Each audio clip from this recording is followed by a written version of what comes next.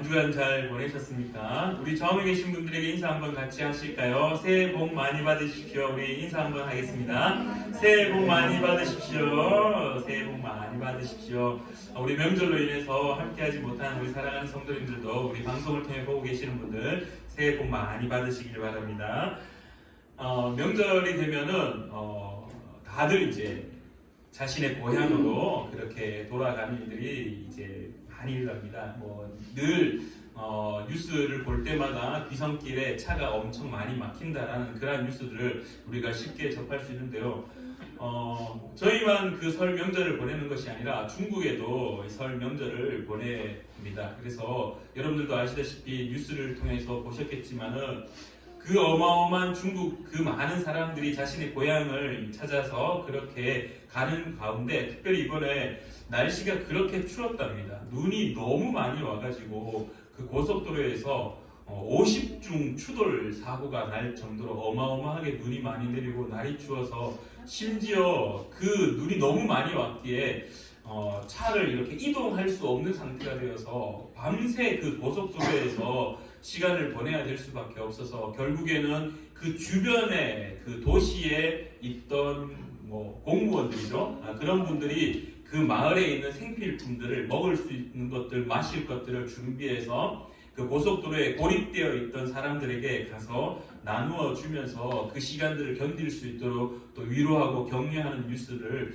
바라보았습니다. 대한민국은 날이 너무나 좋아서 그런 일은 없었지만 그래도 서울에서 부산까지 많게는 9시간 정도 걸릴 만큼 많은 사람들이 이렇게 시간을 보내서 고향을 찾아가고 부모님과 만나고 친지를 만나서 함께 귀한 시간을 보내는 그러한 모습들을 우리가 뉴스를 통하여서 바라보고 또 그러한 시간을 보내고 있을 줄 믿습니다.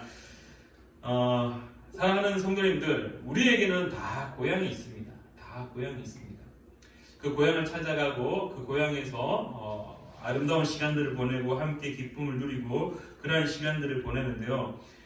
우리 오늘 말씀의 제목을 제가 믿음의 고향이라는 제목으로 정했습니다.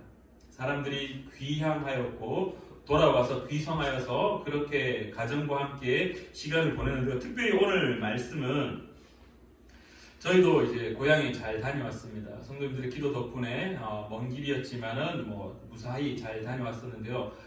저희는 설 명절날 이제 가정에서 예배를 드렸습니다. 예배를 드리면서 저희 이제 아버지가 말씀을 전하시는데요. 그 말씀을 들으면서 그렇구나라고 깨달은 것이 있어서 그래서 그 말씀에 깨달은 것을 오늘 저와 여러분들과 함께 나누고 함께 깊이 고민하고 깨달았으면 하는 마음에 이 말씀을 준비하였습니다. 오늘 말씀 우리가 한번 잘 살펴보면은 그 주어진 상황을 우리가 머릿속에 한번 살펴보면요.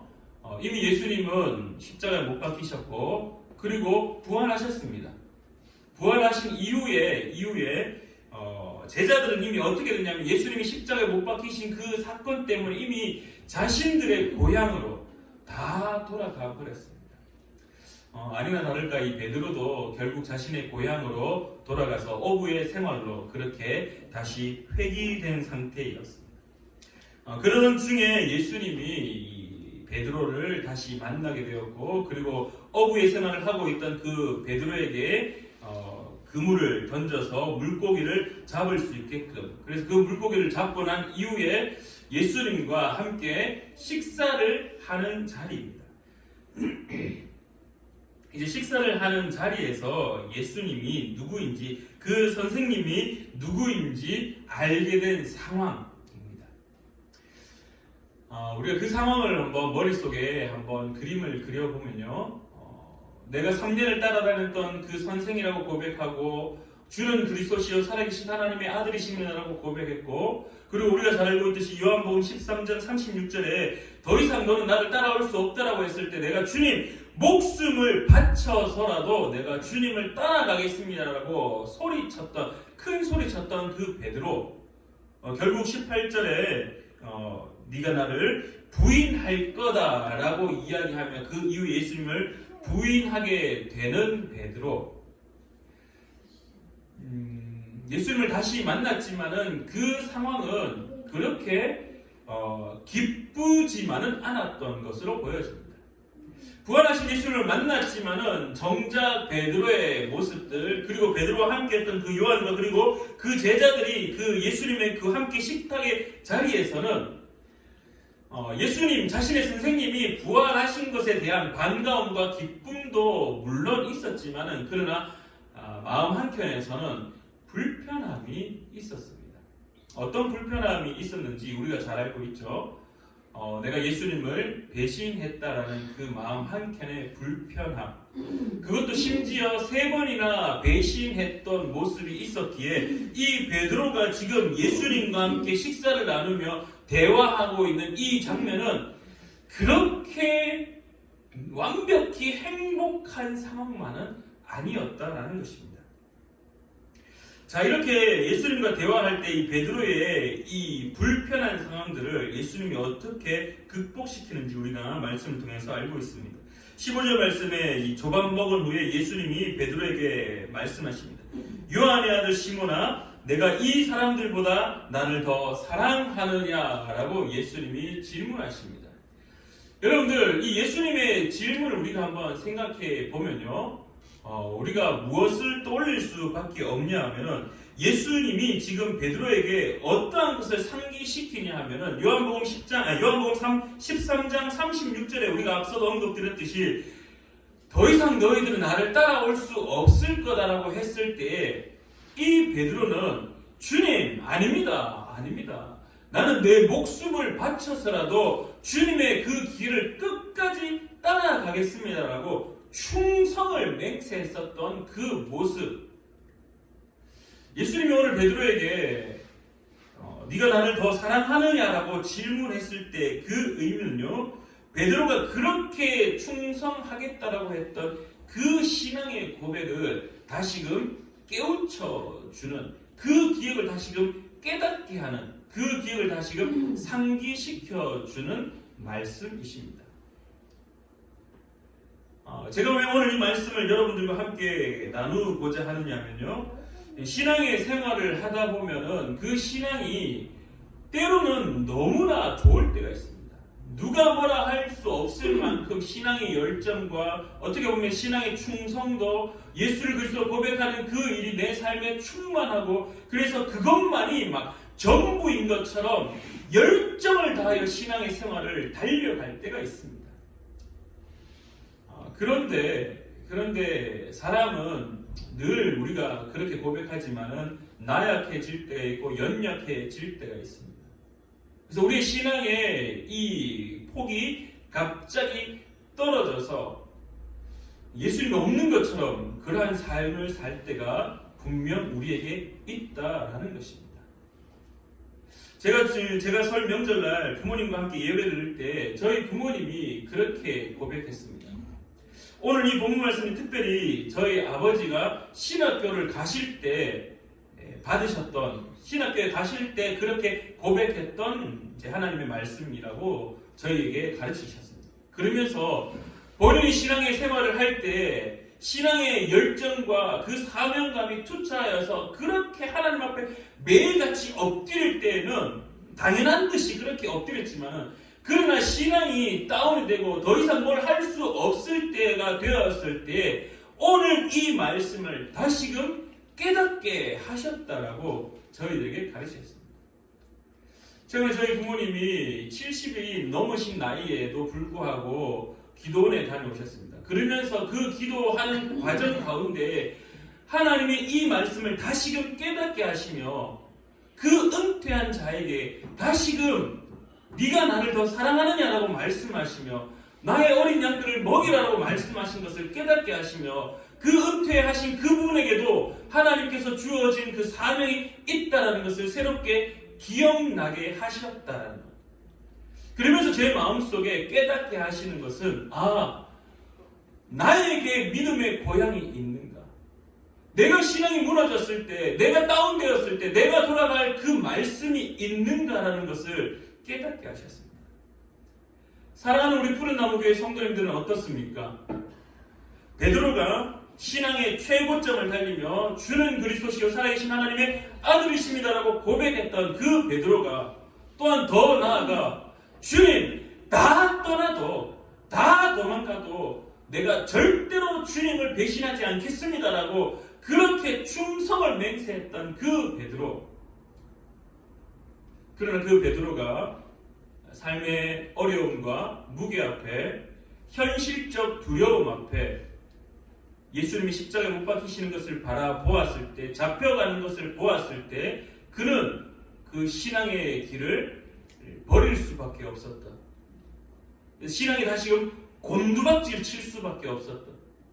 그래서 결국 예수님이 십자가에 못 박히셨을 때 자신의 고향으로 돌아갈 수밖에 없었다. 그러나 예수님이 오늘 베드로에게 무엇을 상기시키냐면 네가 나는 다른 사람들보다 나를 더 사랑하느냐라고 말씀하시며 예수님과의 그 관계를 오늘 또한 회복시켜주고 있는 모습을 우리가 발견할 수가 있습니다. 그러면서 베드로는요, 자신이 주님을 만났었던 그 첫 만남을, 그것을 깨닫고 내가 주를 사랑합니다라고 고백하는 모습을 오늘 우리가 발견할 수가 있다는 겁니다. 여러분들에게 질문 한 가지 드리겠습니다. 여러분들도 분명 신앙생활을 하실 때 예수 그리스도와의 그 첫 만남이 분명히 있었을 것입니다. 그러나 그 첫 만남이 늘 우리의 신앙을 땡겨주고 당겨주고 해서 오르막 올라갈 것만 같았지만 그러나 때로는 우리의 신앙이 무너져 내려서 그 첫사랑의 그 은혜들을, 기억들을 잊어버린 채 그냥 하루하루 살아가고 있는 모습을 우리가 또 스스로 발견할 수 있다는 겁니다. 오늘 예수님이 베드로를 향하여서 그 첫사랑을 다시금 깨우쳐 주시고 그 첫사랑을 다시 회복시켜 주시면서 예수 그리스도와 베드로와 그 제자의 관계, 그 하나님의 아들과의 그 제자의 관계가 다시 회복되어지는 모습을 또한 가르쳐주고 있습니다. 그러면서 한 가지 더 가르치시는 것은 오늘 이 상황을 우리가 다시 한번 생각해 보면요, 베드로를 예수님이 따로 불러내어서 베드로에게만 네가 나를 이 사람들보다 사랑하느냐라고 3번 묻고 3번 답하는 상황이 아니라 우리 여러분들 성경을 자세히 보시면 그들이 조각 먹은 후에 예수께서 시몬 베드로에게 이르시되, 지금 상황은요, 예수님과 베드로 두 사람만 독대를 하는 것이 아니라 이미 다른 제자들과 그 식사의 자리에 함께 있는 자리에서 이 일이 이루어지고 있습니다. 그렇다라는 말은 그 베드로가 그 제자들 사이에서의 불편한 모습 또한 회복되어지는 것을 우리가 발견할 수 있다는 겁니다. 요한이 바라봤고 베드로가 있었고 또한 다른 어부들이 있을 때 서로 불편한 상황이 있습니다. 서로 불편한 상황. 신앙생활을 하다가 보니 서로 불편해지면서 서로의 신앙이 무너져 내리면서 서로가 서로를 향하여서 쟤는 3번이나 배신했는데, 쟤는 신앙생활 할 때 쟤는 이런 것 때문에 무너졌었는데, 쟤는 저랬는데, 쟤는 저랬는데 어떻게 저럴 수 있을까? 그러나 또한 오늘 우리에게 가르쳐주고 있는 모습은 그 많은 환경들 속에 특별히 오늘은 베드로에게는 말씀하셨지만 그 상황을 못 겪어오고 있었던 주변의 사람들조차도 동일하게 그들의 신앙이 회복되어지는 것, 또한 베드로와 그 제자들의 사이에도 함께 회복되어지는 모습을 우리가 발견할 수가 있다라는 것입니다. 그러면서 베드로와 요한들, 그의 사랑하는 제자들, 그들이 그 신앙의 고향으로, 그 신앙의 부르심을 받았던 장소로 돌아가고 있는 모습을 우리에게 가르쳐주고 있습니다. 사랑하는 여러분들의 믿음의 고향은 혹시 어디입니까? 제가 그 설 명절날 아버지로부터 말씀을 들으면서 저의 고향은요, 빌립보서 2장 5절부터 11절까지였습니다. 제가 신앙의 생활을 하면서 가장 힘들 때, 그리고 신앙이 무너질 때 다시금 돌아갈 수 있는 말씀은 빌립보서 2장 5절부터 11절까지 말씀, 제가 한번 읽어드리겠습니다. 너희는 너희 안에 이 마음을 품으라. 곧 그리스도 예수의 마음이니 그는 근본 하나님의 본체시나 하나님과 동등됨을 취할 것으로 여기지 아니하시고 오히려 자기를 비워 종의 형체를 가지사 사람들과 같이 되셨고 사람의 모형으로 나타나사 자기를 낮추시고 죽기까지 복종하셨으니 곧 십자가에 죽으심이라. 이러므로 하나님이 그를 지극히 높여 모든 이름 위에 뛰어난 이름을 주사 하늘에 있는 자들과 땅에 있는 자들과 땅 아래에 있는 자들로 모든 무릎을 예수의 이름에 꿇게 하시고 모든 입으로 예수 그리스도를 주라 시인하여 하나님 아버지께 영광을 돌리게 하셨느니라. 아멘. 제가 신앙이 떨어지고 제가 신앙이 무너져 갈 때마다 돌아갈 수 있는 메시지는요, 말씀은요, 겪지 않아도 될 일을 겪으셨던 그 예수 그리스도가 나를 위해 그 고통을 시험을 당하셔서 나를 위하여 지금도 함께 하시며 나를 위로하고 있다는 그 예수 그리스도의 본연의 모습. 오늘 제가 여러분들에게 다시 한번 질문합니다. 당신이 돌아갈 믿음의 고향이 있으십니까? 당신이 예수를 그리스도로 고백했던 그 첫 만남의 시간 속에 주어졌던 메시지가 있으십니까? 말씀이 있으십니까? 예수는 오늘도 여러분들을 향하여서 그 말씀이 기억나게 하시며 그 말씀을 통하여서 회복시키시기를 원하신다는 사실입니다.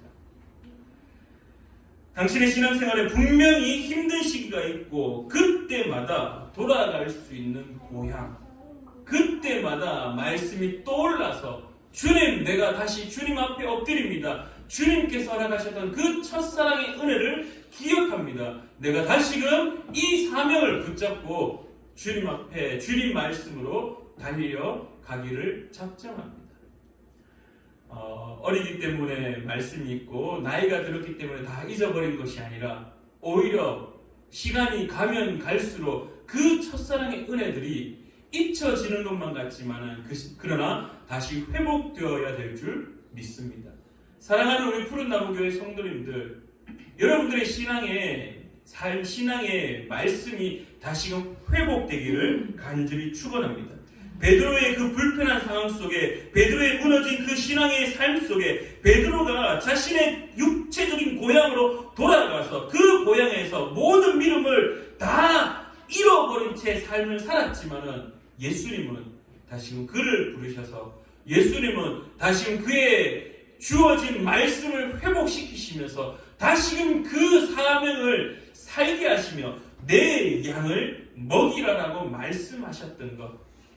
사랑하는 여러분들의 삶 속에 오늘도 예수님은 네가 나를 이 사람들보다 사랑하느냐라고 말씀하시며 여러분과 예수님의 그 첫 만남의 시간, 그 첫 은혜의 시간들을 기억나게 하시고 기억나게 하신 다음에 더 나아가 예수님은 내 양을 먹이라라고 말씀하시며 그 첫 은혜 때 주셨던 그 부르심, 그 사명들을 다시금 감당하라라고 오늘 우리를 향하여 베드로를 통하여 가르쳐 주고 있음을 깨닫는 저와 여러분 되셔서 명절입니다.